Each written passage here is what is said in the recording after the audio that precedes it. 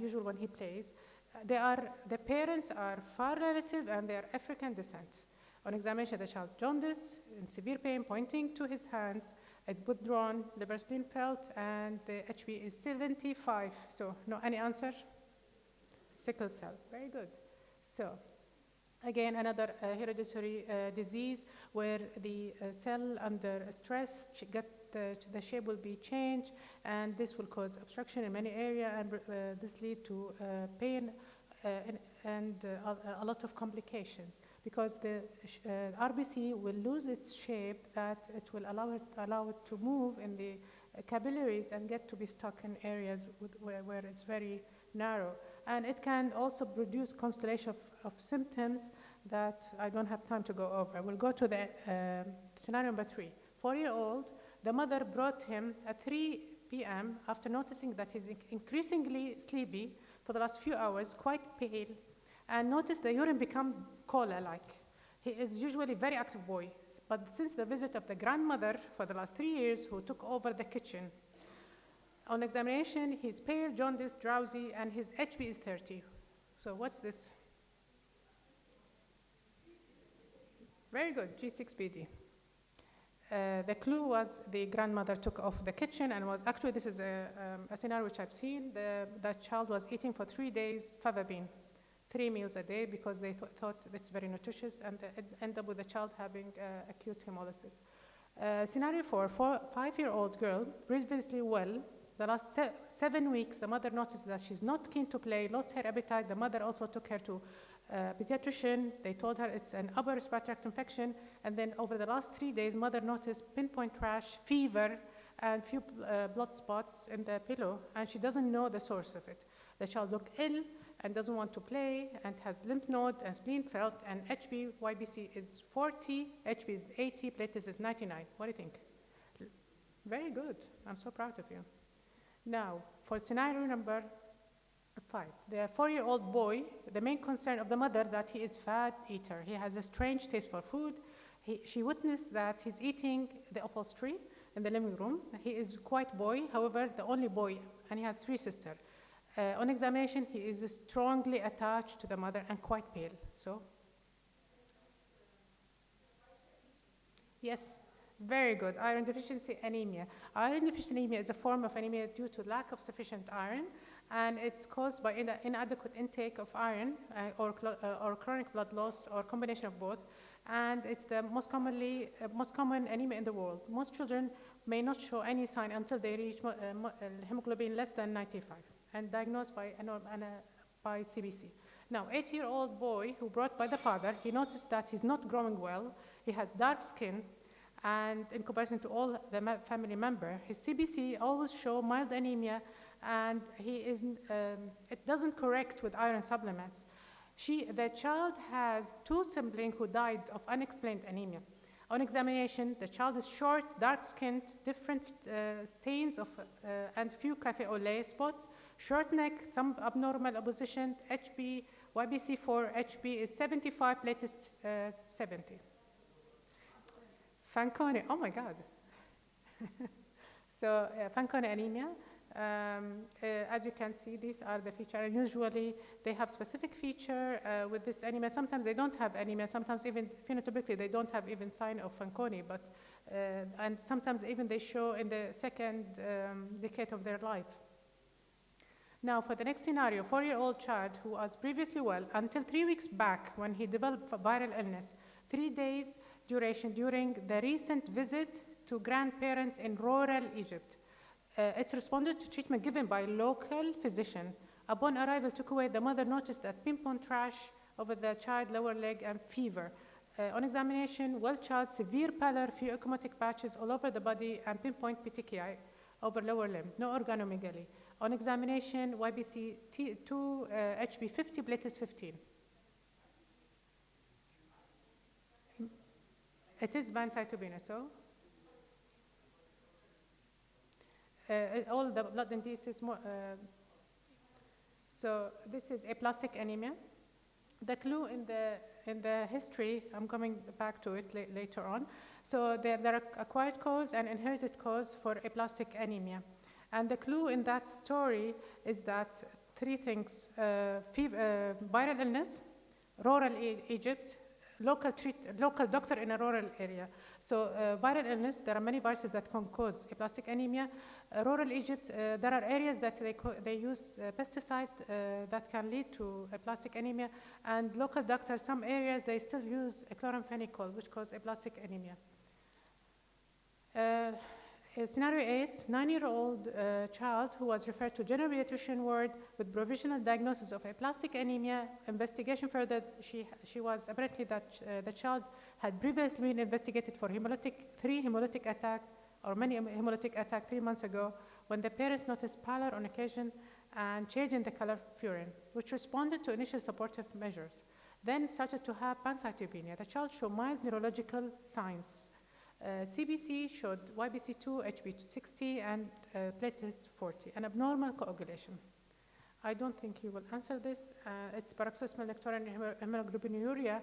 I put this slide. I've never seen this child in my 12 years or 13 years I worked in the hematology pediatric department, and because these cases can be missed, they don't present until adult life.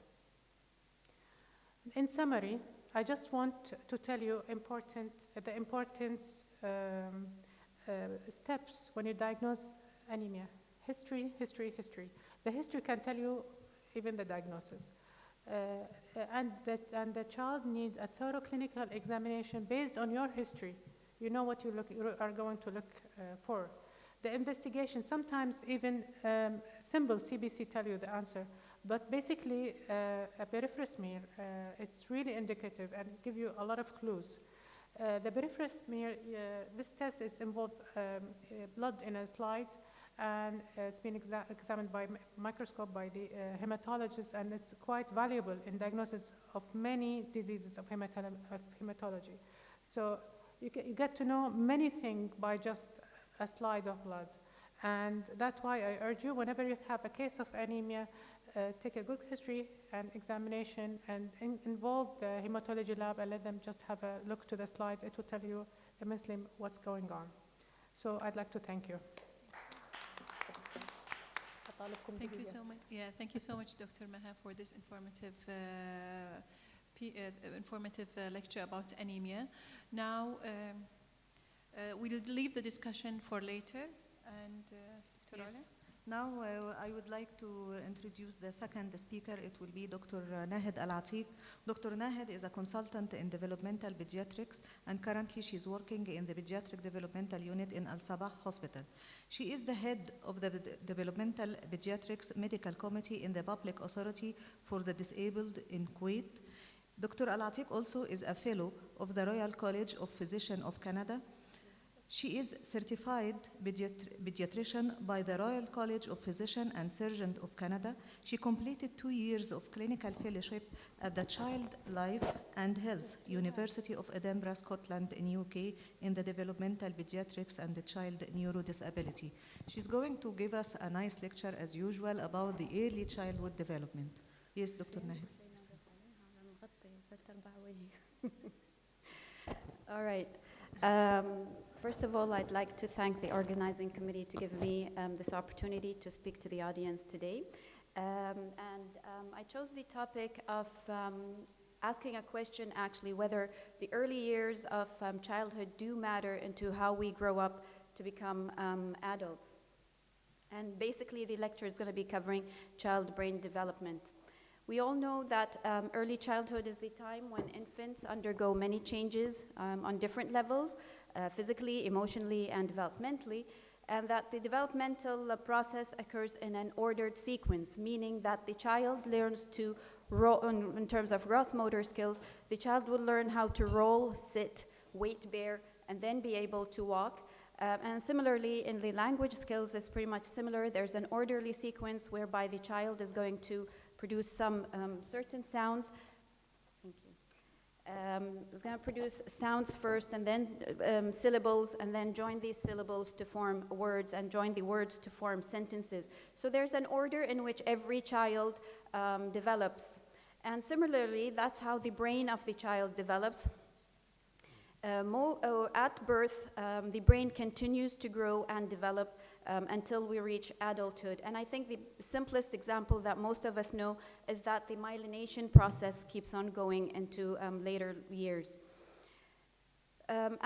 Immediately after birth, the infant has all the neurons that they will ever have. We do not produce neurons as we grow older, but the connections between the neurons are immature. As you see in this slide, we have the neurons, but there's little connectivity between them, and that's what gets built as we grow. And it's estimated that in the first few years, around 700 new neuronal connections happen every second. And by the age of 2 years, children have twice as many neuronal connections as the adults. So when you can see this histological picture, the brain becomes quite impacted with all these neuronal connections. What happens after this rapid period of proliferation and connectivity, there becomes a reduction in these connections called pruning. And the reason for this, it's a healthy issue. It can be healthy and can be unhealthy. But pruning is good in terms of helping to specialize these connectivities. So areas that are not needed will become pruned, and then areas that are required will become stronger. The connections will become stronger in these areas. And then you can see how connectivity changes throughout the life of a child, and where we have the period of proliferation and then the period of pruning after the age of 2.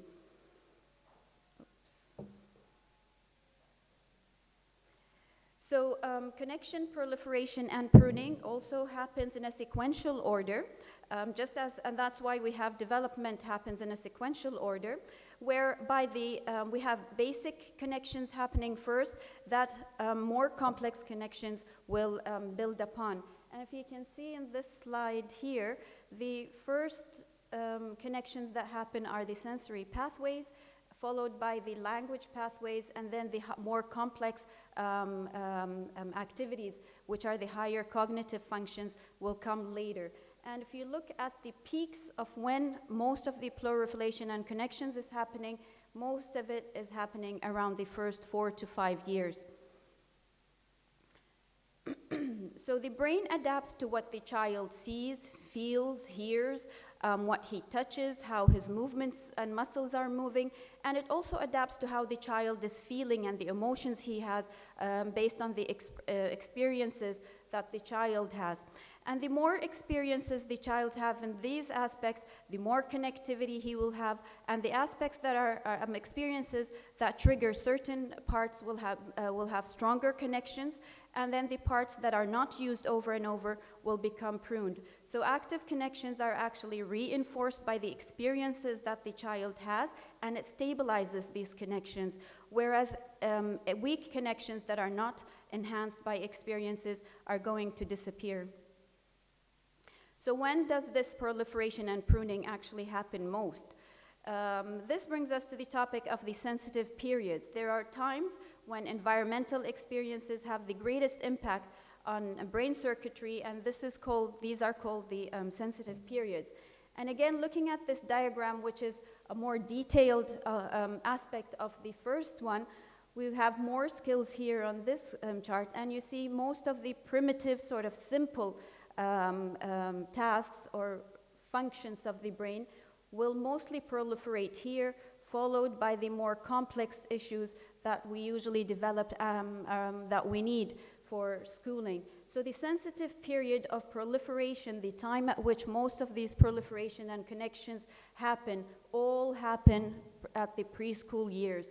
And just a little bit of it happens later on at school. So this means when children go to school, their brain structure has already been developed, and what we need during school is to build on this brain structure knowledge and not neuronal connections.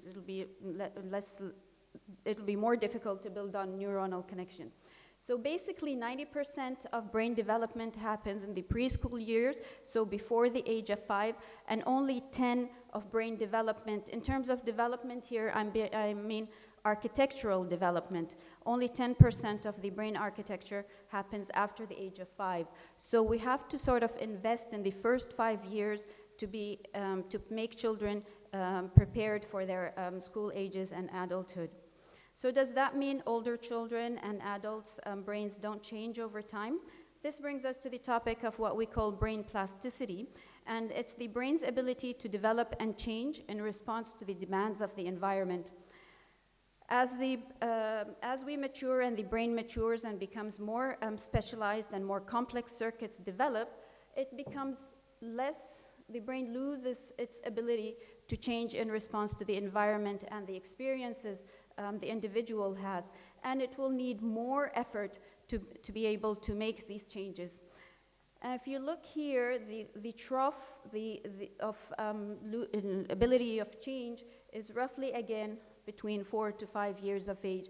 And this is the golden period, and that's why we insist on having early intervention, is to make use of this period where we can actually do change in the brain architecture.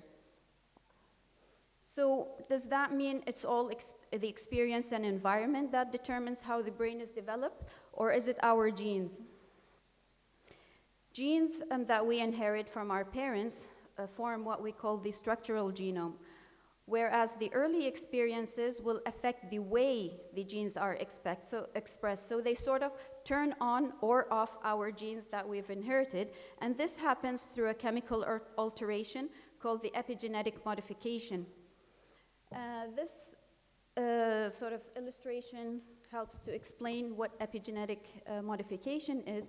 When we have an external experience, it will trigger a neuronal signal in each neuron, reaching the nucleus of that neuron. And then within the neuron, there will be a release of gene regulatory proteins, which will either attach or repel, take off some epigenetic markers. But with this action, the gene is either expressed or it's suppressed, and therefore regulating or shaping how the brain is formed. So some genes can be modified epigenetically during the sensitive periods that we've talked about. So another way of explaining it is if we look at how a house is built. So the brain is the house. Our genomes are the blueprints of this house. This blueprint is going to be affected by the foundation of the house, or the house is going to be affected by its foundation. And these are the early experiences which determine the strength and stability of the architecture of the house. So if we have poor experiences, we'll have a weak foundation, but if we have good experiences that enhance brain development, we're going to have a very strong house. And if we have strong brain architecture, this is going to determine how the child learns and progresses. So what are enhancing or adverse experiences? As pediatricians, we know that enhancing experiences include good nutrition, good sleep, but we also need good supportive, protective home environment. We need responsive parenting, and by responsive parenting, we mean the parent responds to the child's developmental needs, not only the basic needs of food, nutrition, and shelter, but to actually respond to the child's activities. And positive stress. We'll talk about stress in a bit. So the adverse experiences that are going to affect the foundation of the brain are things such as exposure to toxins antenatally, malnutrition, neglect, abuse, and poor mental health in the parents. So what's healthy versus non-healthy stress? So stress can be helpful for brain development sometimes. And if a child is exposed to what we call brief stress, such as getting his vaccination or meeting a new person, this is going to trigger a physiological response, like increase in the heart rate or release of corticosteroids. But in the presence of a supportive, caring family, he's going to develop a positive stress response, which we call resilience. And that's actually healthy, and it helps the child be able to cope with stress in the future. If the child is exposed to long-lasting stress, such as the loss of a loved one or a disaster, this is going to lead to behavioral and developmental issues. But again, in the presence of a supportive, caring family, this is going to develop tolerable stress. If the stress is ongoing and prolonged and strong, such as abuse, neglect, and poor parental health, mental health, then we're going to have prolonged activation of the stress response. With the absence of a supportive, caring family, we get what's called as toxic stress. And I'm going to talk about neglect as an example of toxic stress, mainly because 80% of maltreated cases reported in the USA are due to neglect, but yet we as pediatricians and public don't pay attention to neglect as much as we do to abuse. Neglect is defined as the absence of sufficient attention, responsiveness, again, I stress the point of responsiveness, and protection that's needed for the child. Most studies initially looked at neglect in children who were institutionalized, but more and more research is coming out for neglect in the home. Neglect comes in different forms and shapes. It's sort of categorized into occasional change or absence of the responsive parenting, or chronic absence, or severe absence. And again, neglect happens every day in our homes by having children stuck in front of the TV or having an iPad in their hands and not actually interacting with the family. So it's not, remember the key word here is responsive parenting. It's not parenting meaning that we are available for the children, we are available to interact with them. And this is what we mean by responsive parenting, is looking at the child, talking to the child, reversing what the child is saying, interacting, enjoying with him, and don't forget the emotional part, being there for the child when things don't get well. We can still use the iPad for, we can't avoid it, it's part of our lifetime, but make it interactive, that's the point. So what's the impact of neglect on the development of the brain? Looking at severe neglect, studies have shown that neglect will cause developmental and functional problems in the brain, mostly the precortex, amygdala, and hippocampus. And if you can see here, comparing typical child and children who have been exposed to toxic stress, there is damage to the neurons and few connections with which we've talked about. Because of the regions that are affected in terms of function and development, the child is at more risk of having emotional, behavioral, and interpersonal relationship problems and cognitive and learning problems in the future. The impact of neglect does extend into adulthood. Unfortunately, kids will not grow and forget, as we usually say, رح يكبر وينسى. They don't. It's in their genes. It's the epigenetic modification that's going to make them remember these things. So adults who were exposed to neglect in their childhood were reported to have more anxiety, depression, post-traumatic stress symptoms, antisocial personality disorders, and IQ and reading problems. So toxic stress in early childhood is not forgotten, as I said. It's built into the architecture of the developing brain through the epigenetic modification. This increases the risks of impairments in their future learning capacity and behavior. And this is what we call the biological memory. So can we reverse this negative impact of neglect? We can if we provide appropriate and timely intervention. And by timely, research has said it's before the age of 2. And if we do remove the child from the environment and provide the appropriate intervention, we will get improvement in their cognition, attention, and executive function. So in conclusion, healthy development can be threatened not only by bad things that happen to the child, such as abuse, which we all know, but it's also threatened by the absence of sufficient amount of essential experience. And without healthy brain architecture, children are at risk of falling behind because their brains have not developed well, and there has been a lot of pruning going on rather than proliferation. And remember, it's easier to strengthen brain pathways while still developing than trying to rebuild them later on. So children who did not have enough stimulation early on, try to intervene as early as possible and before the brain plasticity period wears off.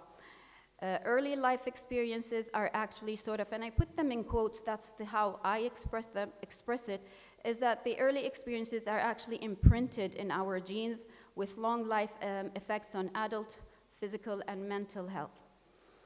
So do early years matter in terms of who we are as we grow up?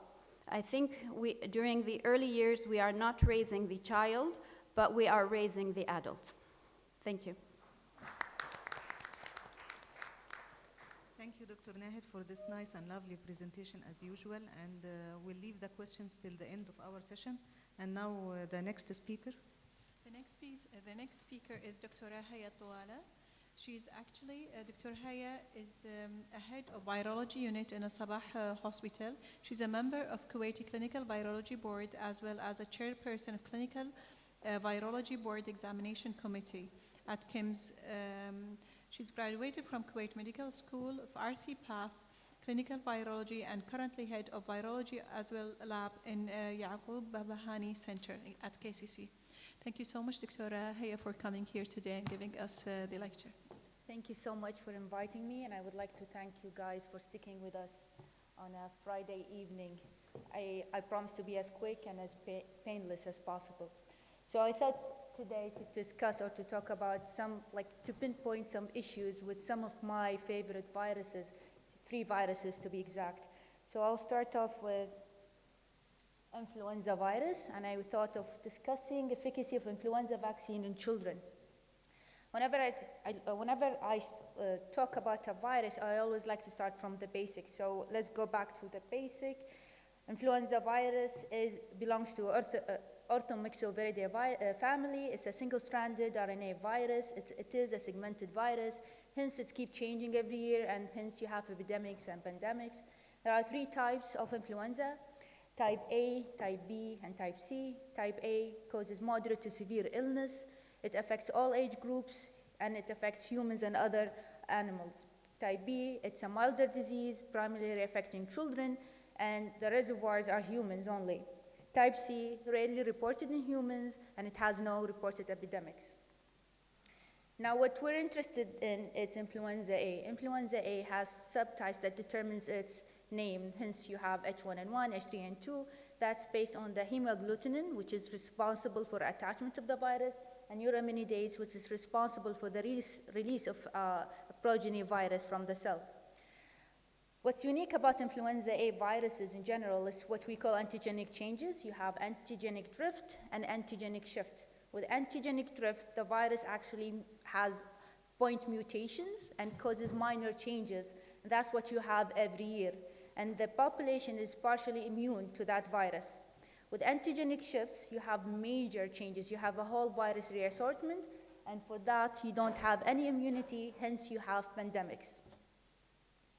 This illustration actually demonstrates that what I've just said, the antigenic shift and the antigenic drift. Here you have the antigenic drift, where you have minor changes. Here you have the antigenic shift, where you have a whole new virus.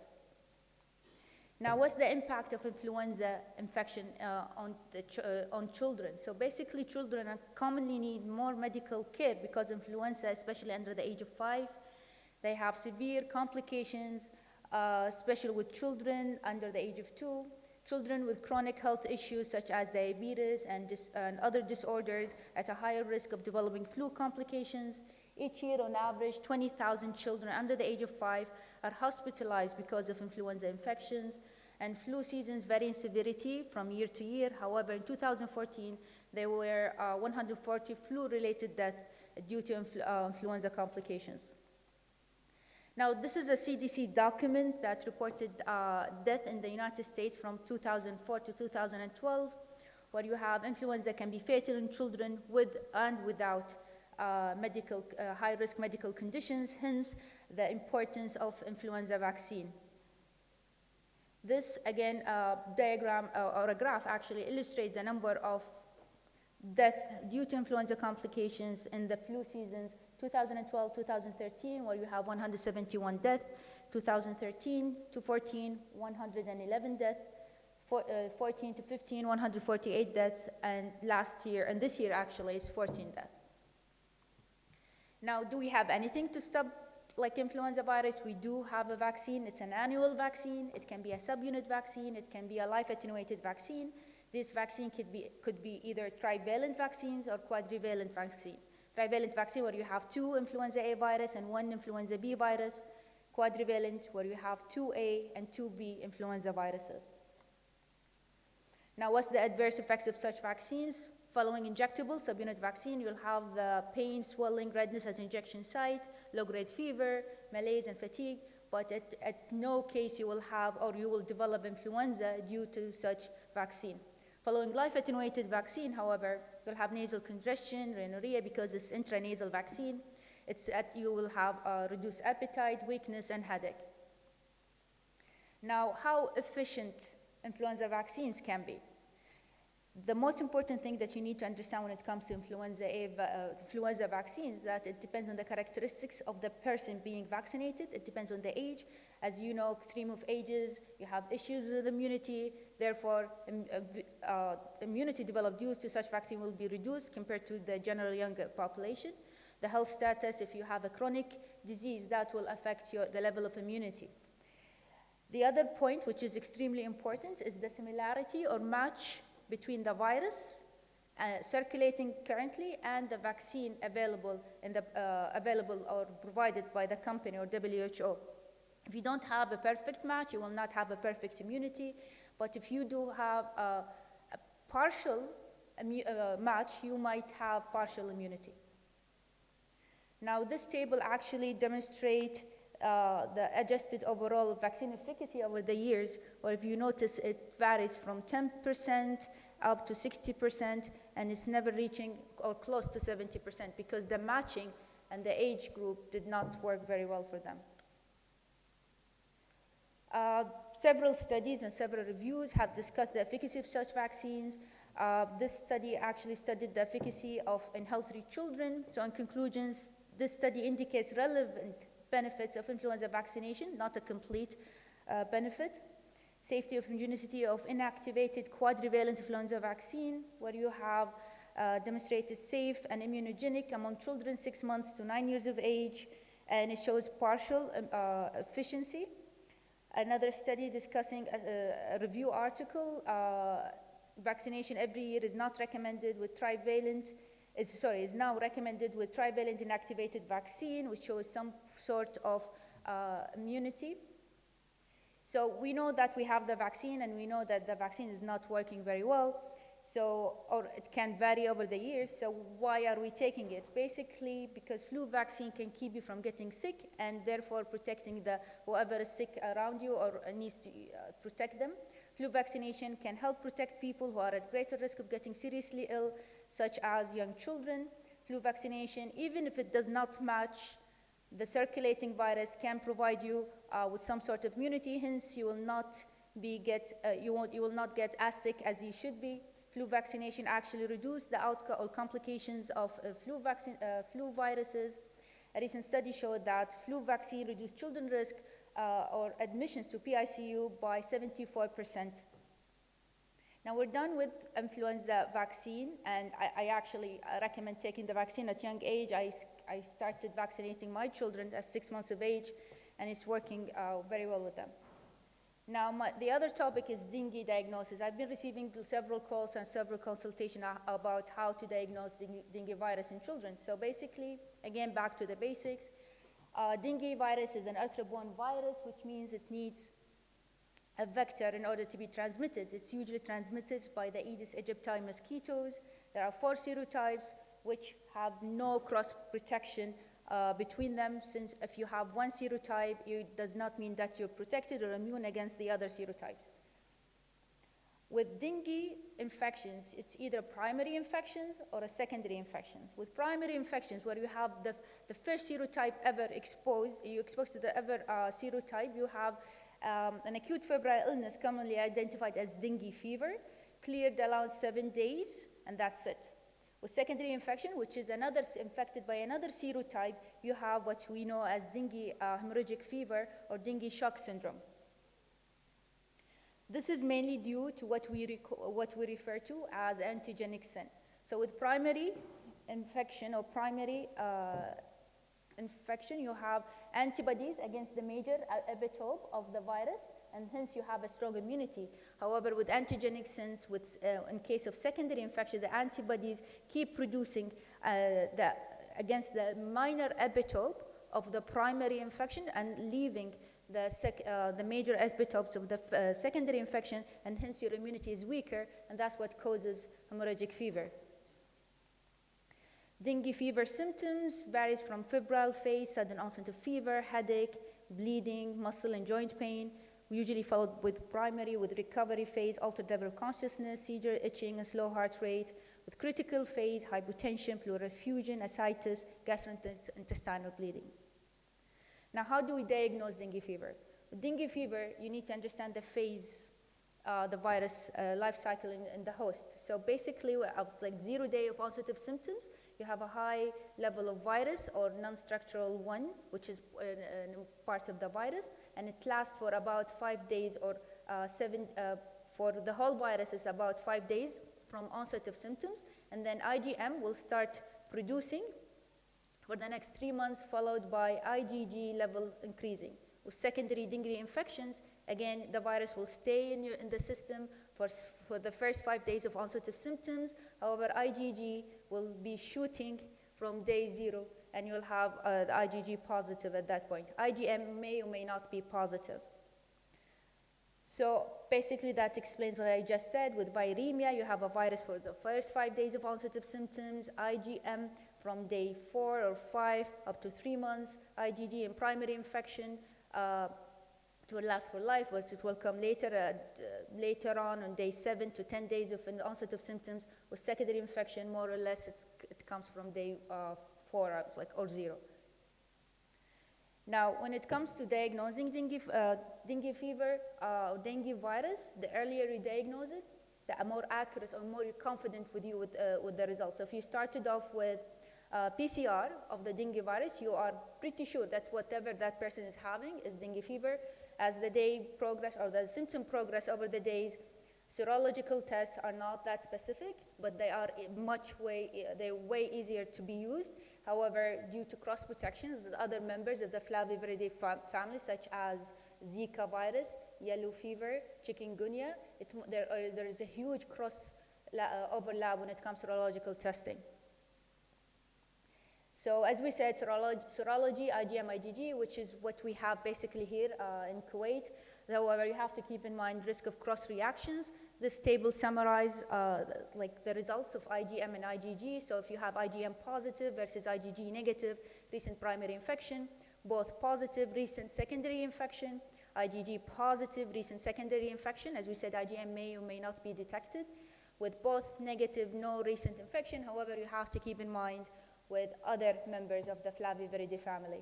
With PCR is the ultimate. However, you have this 5-day window period. Either you get it or you don't. Now we're done. So what did I do?